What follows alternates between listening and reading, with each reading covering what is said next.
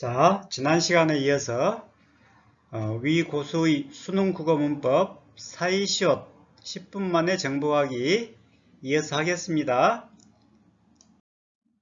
자, 사이시옷을 언제 적는다 했죠? 자, 소리가 변해야 한다. 고래밥, 우리집 이럴 땐 사이시옷을 안 씁니다. 자, 시냇물, 장맛비 이렇게 소리가 변해야 한다고 그랬죠? 그랬을 때 시옷을 쓰는 겁니다. 자, 그럼 소리가 어떻게 변해야 하느냐? 첫째, 된소리로 나야 한다. 두 번째, 니은이 덧나야 한다. 된소리로 나야 한다. 원래 된소리가 아니죠. 나루배 이렇게 되었는데 나루빼 이렇게 된소리가 됐다는 뜻입니다. 장마비인데 소리가 장마비 이렇게 소리가 났다는 것입니다. 니은이 덧난다. 역시 시냇물 뒷날 잇몸처럼 니은이 덧난다. 이렇게 두 가지로 변했을 때 시옷을 쓴다 했죠. 자, 그런데 진돗개의 경우는 진돗개 시옷을 써야 하느냐 그렇지 않으면 시옷을 이렇게 안 써야 하느냐 이랬을 때 원칙은 진돗개 이렇게 변했으니까 시옷 써야 하지만 실제 진도에 가보면 전부 이렇게 써졌어요. 진돗개 연구소. 여러분들 가갖고 이거 잘못 써졌는데요? 이렇게 말하면 안됩니다. 상품 등록이 된 허용되는 표현이기 때문에 담양의 대입차 마찬가지 댄입차 써야 합니다. 원래는 이렇게 댄입차 써야 하는데 그냥 허용을 해주는 거니까 절대로 그분들한테 잘못됐다고 말하면 안됩니다. 자, 한자어와 한자어의 경우는 원칙은 사이시옷을 붙이지 않는다. 문과, 이과 할 때 여러분들 안 쓰잖아요. 소리는 과, 치과 이렇게 소리가 변했지만 시옷을 쓰지 않는다 그랬습니다. 이유는 양쪽 다 한자어이기 때문에. 그런데 치과는 안 쓰지만 칫솔 이것은 시옷을 썼다. 이유는 바로 이것이 한쪽이라도 우리말이 들어가 있으면 사이시옷을 쓴다 그랬죠. 최저가는 안 쓰지만 둘 다 세 글자가 전부 다 한자어입니다. 대꾸법, 최저가 다 한자어이기 때문에 시옷을 안 쓰고 최대값 이것은 값이라는 것이 우리말이기 때문에 사이시옷을 쓴다. 그것도 된소리가 되거나 니은이 덧붙었을 때. 자, 한자의 경우 다 안 쓰지만 이 6개만 숫자 횟수 자 곶간, 셋방, 찻간, 퇴간 이 6개만 한자어이면서도 허용해 주는 것 이거 꼭 눈여겨봐라 했죠. 왜 그런다 했죠? 숫자는 만약에 숫자라고 써버리면 횟수라고 써버리면 뜻이 달라진 것처럼 보인단 말이에요. 너무나 어색하고 또 너무 이 말에 익숙해 있었기 때문에 그냥 이렇게 6개를 허용해 준 겁니다. 그리고 마지막 했었던 것이 바로 위, 턱, 아래층 이런 것들은 쓰지 않는 이유가 바로 된소리 원래 된소리 원래 떡 이렇게 써있잖아요. 떡 덕이 떡이 된 게 아니고 그냥 원래 떡인 경우 원래 된소리의 경우는 거센소리의 경우는 사이시옷을 절대로 쓰면 안됩니다. 수능에도 자주 등장했었던 겁니다. 자, 오늘 이제 본격적으로 또 중요한 것 하겠습니다. 자, 나무집이 맞을까요? 나무집이 맞을까요? 자, 이것은 소리가 변했다는 거죠. 시옷을 썼다는 것은 나무집 이렇게 됐다는 것입니다. 기와집 그럽니까? 기와집 그럽니까? 고기배 그럽니까? 고깃배 그럽니까? 자, 이것들은 소리가 변했던 것들입니다. 변하기 때문에 시옷이 붙은 겁니다. 답은 둘 다 맞습니다. 왜 그럴까요, 선생님? 자, 나무집은 뜻이 다릅니다.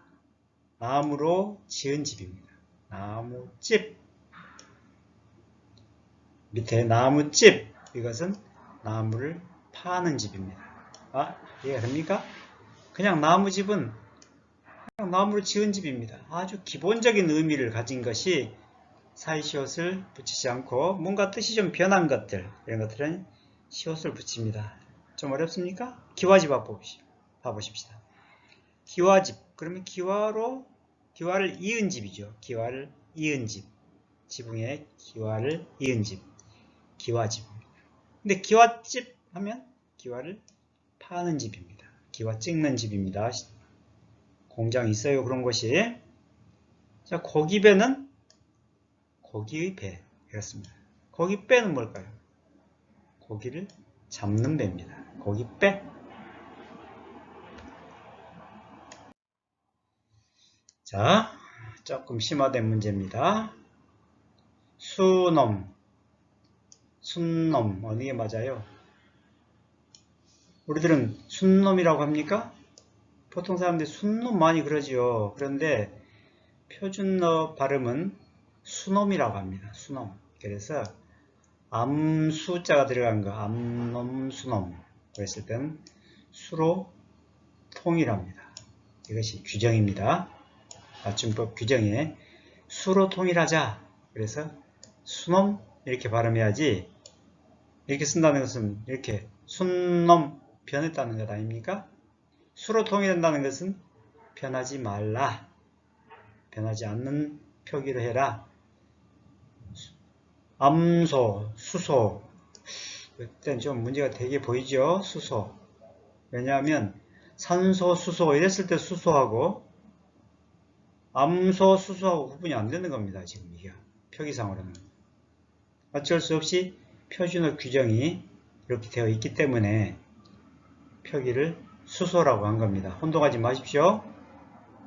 수나사, 나사도 암나사와 수나사가 있습니다. 수나사는 위에서 이렇게 끼어 들어가는 것이고 밑에서 받치는 것은 암나사라고 합니다. 암나사. 아무튼 수로 통일하는데 참 이 경우 숫, 양, 암양, 수양 있지 않습니까? 숫, 염소, 숫, 쥐 이 세 개만 사이시옷을 인정해 줍니다. 그러기로 규정이 되어 있어요. 이유가 뭐겠습니까? 이것들은 소리가 변하게 읽어야 한다는 뜻입니다. 다시 말하면 수양 그러지 말고 순양, 아까 수소는 숫소 그렇게 말하는 사람이 있을지라도 그냥 수소라고 통일을 하자고 했죠. 수염소가 아니라 순염소 이렇게 읽으라는 겁니다.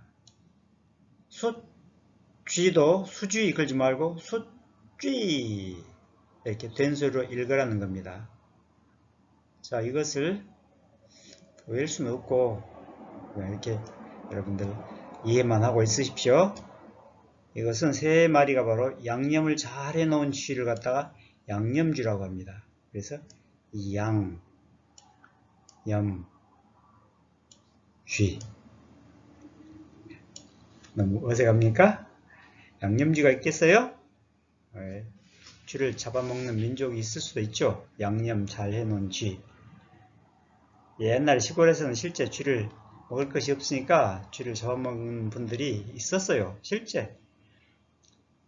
그래서 순양, 순염소, 숫쥐 이렇게 읽어야 하고 표기도 이렇게 해야 한다는 겁니다. 수소, 수나사 이것은 수로 통일을 하지만 이 세 마리만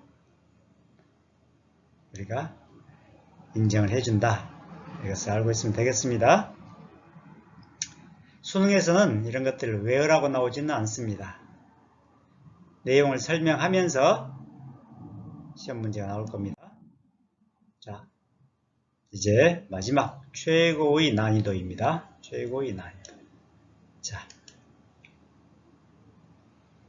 깃발, 옷장, 솥대.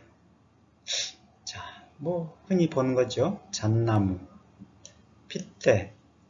얼굴에 핏대가 섰다 이런 별로 좋지 않은 말입니다만은 이 중에서 성격이 다른 것을 찾으시오.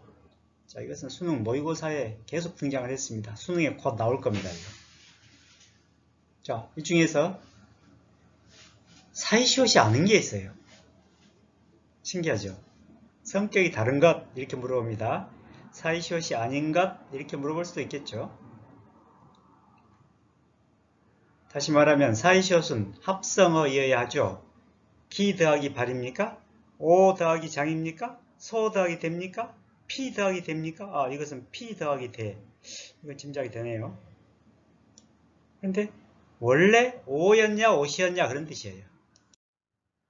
다시 말하면 깃발은 사이시옷입니다. 왜냐하면 태극기 읽을 때 기 더하기 발이기 때문에 소리가 어떻게 납니까? 깃발 그러죠. 소리가 변해서 시옷이 붙은 겁니다. 근데 옷장은 원래 오 더하기 장이 아니라 옷이었어요. 그래서 옷장은 사이시옷이 아닙니다. 몇 개 안 돼요. 여러분 상식적으로 생각해 보면 됩니다. 솥대는 한 단어입니다. 그냥 솥대. 이렇게 어떤 지역에서 새의 모양을 만들어 가지고 신성시하기 위해서 세워놓은 그런 깃대를 갖다가 솥대로 합니다. 잣나무도 자 더하기 나무입니까? 잣 더하기 나무입니까? 잣 더하기 나무입니다. 그래서 사이시옷이 아닙니다. 핏대는 피 더하기 대입니다. 자, 사이시옷이 아닌 거 몇 개 안 됩니다. 이거 꼭 눈여겨보기 바랍니다. 자, 고등학교 시험에 제일 잘 나온 거 이거밖에 없어요. 자, 옷장, 솥대, 잣나무 이 정도 알고 혹시 또 나오더라도 여러분들이 이런 시각으로 보면 쉽게 찾을 수 있어요. 자, 한번 어색하게 보이는 그런 단어들이 있습니다. 자, 한번 봐보세요. 꼭지점 많이 봤죠? 근데 맞았어요? 틀렸어요? 자릿세 맞았어요? 틀렸어요? 된마루, 학교길, 등굣길. 옛날 어르신들은 이렇게 안 썼어요. 사실 좀 어색하죠. 글씨가 좀 학교라는 것이 그냥 이렇게 뭐 어색한 글씨가 됐는데 다 맞는 표기입니다. 옛날 분들은 장마비라고 했어요. 근데 언제부턴가 장마비라고 발음을 많이 하기 때문에 이게 표준어가 된 겁니다. 자, 마지막으로 이제 한 커트만 두 커트만 더 하고 마칠랍니다. 외래어인 경우 있습니다. 예를 들어서 호프집, 호프집, 피자집. 외래어의 경우는 사이시옷을 쓰지 않습니다. 그냥 피자집 이렇게 소리가 나더라도 외래어가 섞여 있으면 그냥 그대로 시옷을 쓰지 않습니다. 자, 사이시옷은 합성어에 의해 합니다. 합성어. 뭐 우리 집 내렸을 때 시냇 물 그럴 때 시내와 물 합성어여야 합니다. 근데 이것은 해님 그럴 때 이 님은 여러분들 곧 또 배우겠지만 이 님은 전미사라고 합니다. 전미사. 그래서 이건 합성어가 아니기 때문에 그냥 해님, 나라님, 아우님 이렇게 쓰는 겁니다. 해님이라고 하십시오. 해님이라고 하는 사람도 있겠지만 자, 전미사 합성어가 아니면 사이시옷을 쓰면 안 된다. 자, 마지막입니다. 자, 이런 말들은 조금 발음을 다르게 하는 사람도 있지만 그냥 이렇게 자연스럽게 발음을 하고 쓸 때도 이렇게 쓰기 바랍니다. 반대말 그러시지 반대말, 머릿말, 인사말 하지 마세요. 인사말, 머리말, 반대말, 머리기사, 예사소리 이렇게 발음하십시오. 아주 민감한 그런 것들이기 때문에 이렇게 어려운 것들을 시험에 내지는 않을 겁니다만 눈에 딱 익혀 놓으면 좋겠습니다. 자, 여기까지 사이시옷의 가장 어려운 부분까지 여러분들하고 같이 살펴봤습니다. 자, 여러분들 마지막까지 고생하셨습니다. 구독은 꼭 눌러주세요. 감사합니다.